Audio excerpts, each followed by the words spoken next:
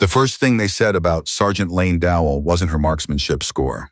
It wasn't her record at Fort Bragg or the commendations she'd carried out of a forward operating base in eastern Syria, without anyone above the rank of E5 ever knowing she was the one who'd held the perimeter for 11 hours while the medevac couldn't land. The first thing they said was that she was going to be a problem, not because of anything she'd done, because of what she looked like. She was 5'4". She weighed 132 pounds.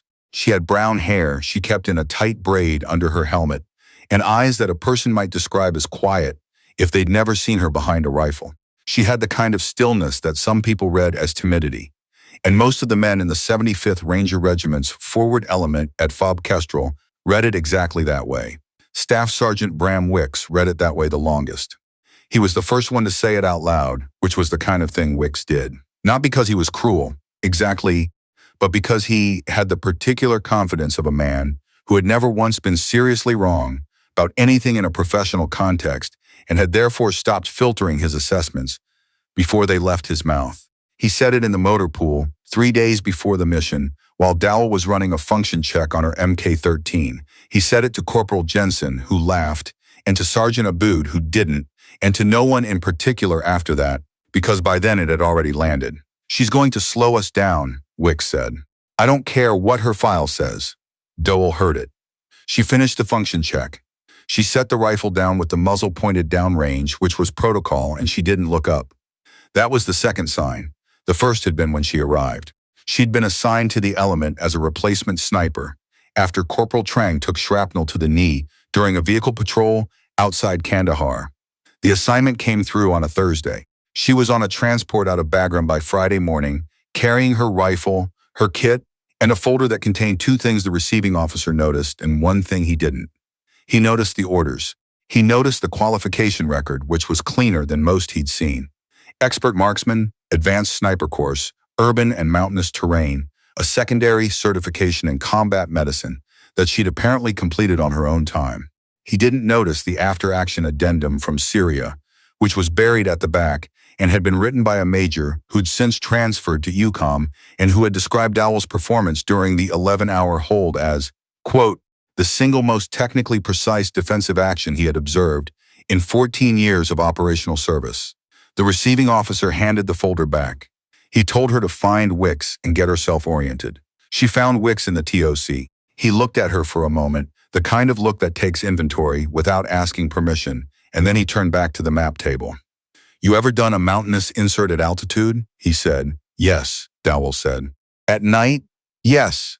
He nodded slowly, the way people nod when they're not really processing the answer, just waiting for it to finish. "We'll see," he said. She didn't tell him what she'd done in Syria. That wasn't the kind of thing she offered up front. She'd learned that early.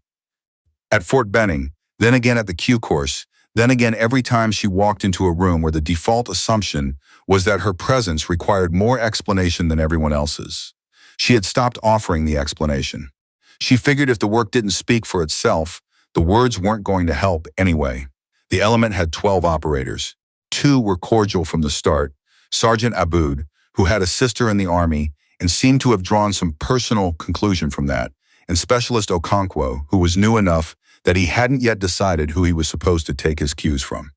The other 10 ranged from indifferent to openly skeptical. Wickes was in a category by himself. She spent the 3 days before the mission doing what she always did, learning the terrain. She studied the maps until she could close her eyes and walk the elevation lines. She read the meteorological reports, actual reports, not the summaries the intelligence cell produced, which tended to smooth out the variables that didn't fit the operational timeline. She noted that the valley they were going into had a documented pattern of wind shear in the late afternoon, and that the broader region had been building toward a significant dust event for the better part of a week. She mentioned it in the pre-mission brief. She said the environmental window was narrower than the current timeline assumed, that the dust conditions could move in faster than the forecast projected, and that the extract point might need a contingency. Captain Rhee, who was running the brief, made a note. Nobody else wrote anything down. Wickes didn't look up from the map. The target was a weapons cache and a coordination node operating out of a compound in the Arghandab district, a 3-building complex on a hillside with sight lines that made a ground approach from any direction technically suicidal without the right overwatch. That was Dowell's job. Get eyes on, get into position, neutralize any sentries on the north wall before the breach team moved, then hold the high ground while the element cleared the compound. Simple in structure, complicated in execution, the way everything in the mountains was complicated. They inserted by helicopter at 0130, 2 kilometers out, and moved on foot from there. The approach was a ridge climb, not technical, but sustained, at elevation, in full kit. Dowell's rifle weighed 22 pounds, her pack weighed another 40. She was behind Wickes and in front of Aboud, which was how Wickes had arranged the movement order. And she understood why without needing it explained. He wanted her where he could see her. He wanted to watch for the moment when she'd need help. That moment didn't come. She climbed at the same pace he did. Her breathing stayed controlled. The ridge was loose shale in the lower section and granite above, and she'd picked her footing since the start. Shorter steps than the men ahead of her, more precise. Her center of gravity lower and more stable than most of them realized. She'd trained in the Cascades. She'd trained in the Hindu Kush. She knew exactly how to move on this kind of ground, and she didn't need to think about it anymore, which left her mind free to work on other things. She was thinking about the wind. It had shifted in the last hour, not dramatically.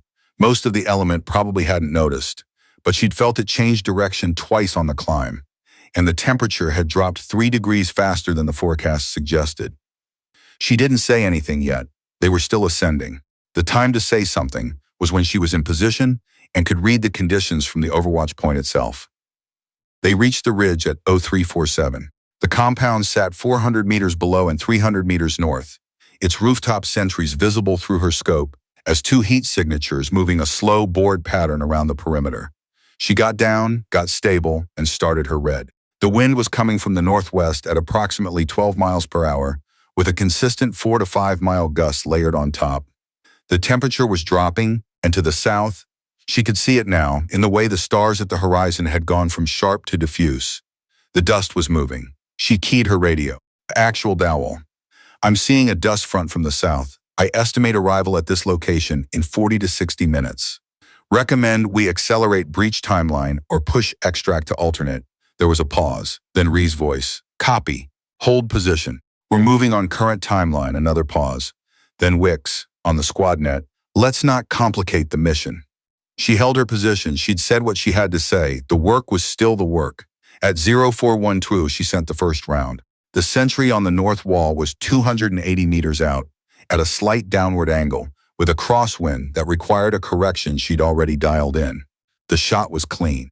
The second sentry, alerted by the sound of the first going down, started moving toward the south wall, which was the wrong direction, and she sent the second round at 0412 in 14 seconds.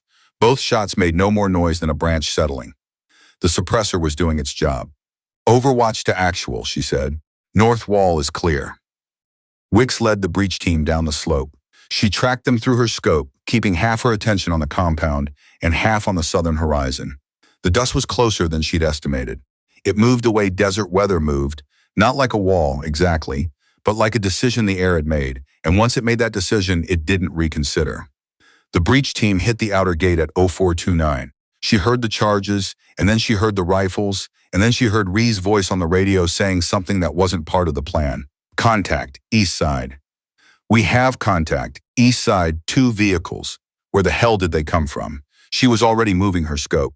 2 technical vehicles had come around the eastern approach, headlights off, which meant they'd been running on the road without lights for at least the last kilometer. They knew. Someone had known the team was coming, and these vehicles had been positioned to arrive at exactly the moment the breach team was split between the gate and the courtyard. She counted 6 men in the first vehicle, 4 in the second, armed and moving with the kind of coordination that wasn't improvised. Overwatch has eyes on, she said. 10 personnel, 2 vehicles, eastern approach. I have clean shots on the dismounts. Take them, Ree said. She worked from right to left, which was her habit. Eliminate the flanking threat first, then compress the remaining personnel toward the center where the ground element could engage. She sent 4 rounds in 11 seconds. The 5th required a reset because the second vehicle had started maneuvering, and she took a breath, tracked the movement, and sent the round at a range she'd now need to estimate, because the laser had lost the return in the rising dust.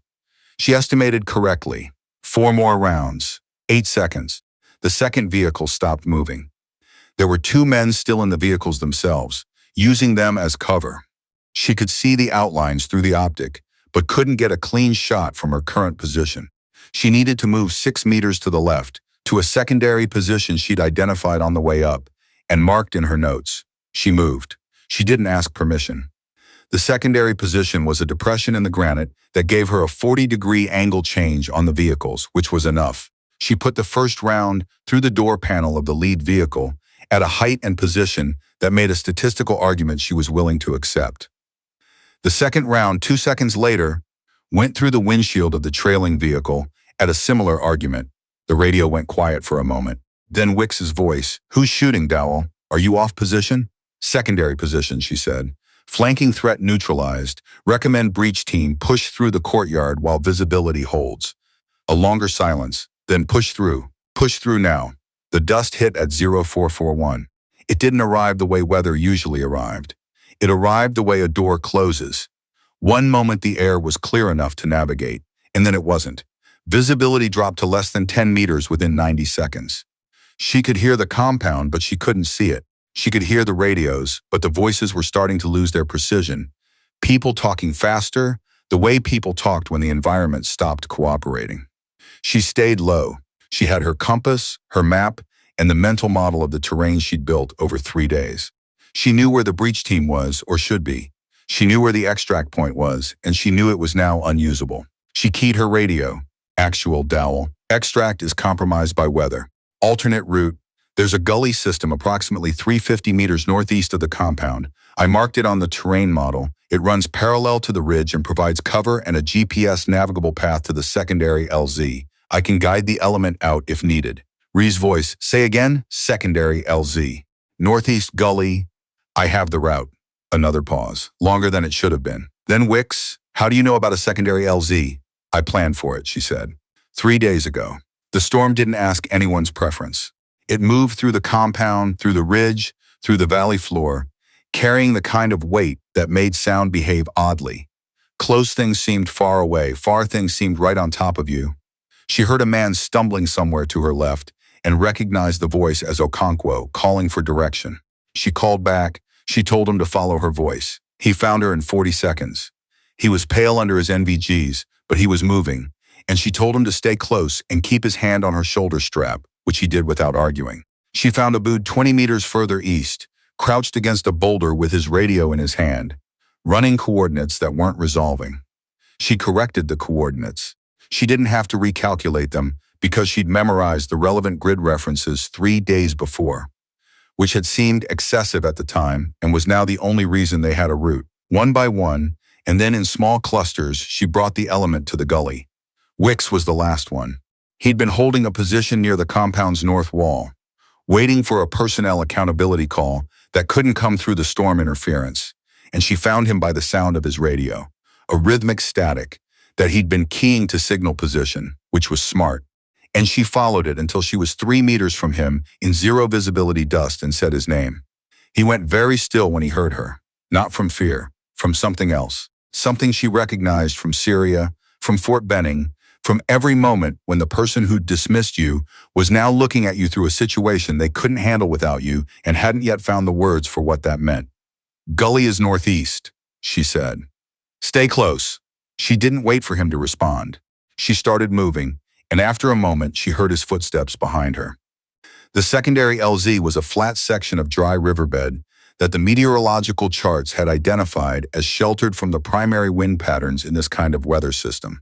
She'd found it in the terrain analysis and flagged it as a contingency, and she'd given its coordinates to the pilot during the infill brief, which had seemed like excessive caution at the time and was now the reason the helicopter knew where to go. The aircraft came in at 0523, navigating on instruments, and landed in the gully with 6 feet of clearance on each side.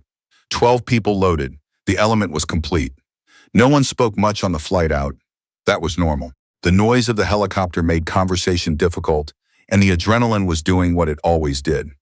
Cycling down slowly, leaving behind a specific kind of exhaustion that was more mental than physical. She sat against the airframe with her rifle across her knees and watched the dust below them resolve into darkness as they climbed.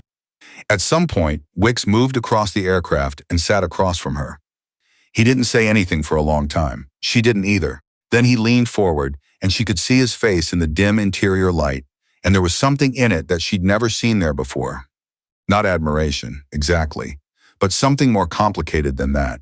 The particular expression of a person who has had an accurate belief corrected by evidence and isn't sure yet what to do with the correction. The secondary LZ, he said. Yes, you planned that before the mission? Yes. He was quiet again. Then, the weather call. Yes. Another silence. The helicopter banked. She felt the shift in her stomach and held her position. You've done this before, he said. It wasn't a question. He was working something out. Yes, she said. He sat with that for a while. She let him sit with it. She'd been in this moment before, too.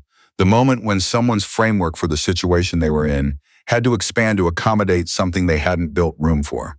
It took as long as it took. You couldn't rush it. Syria, he said eventually. He must have looked at her file again after the insertion. Among others, she said. He nodded. He leaned back against the airframe.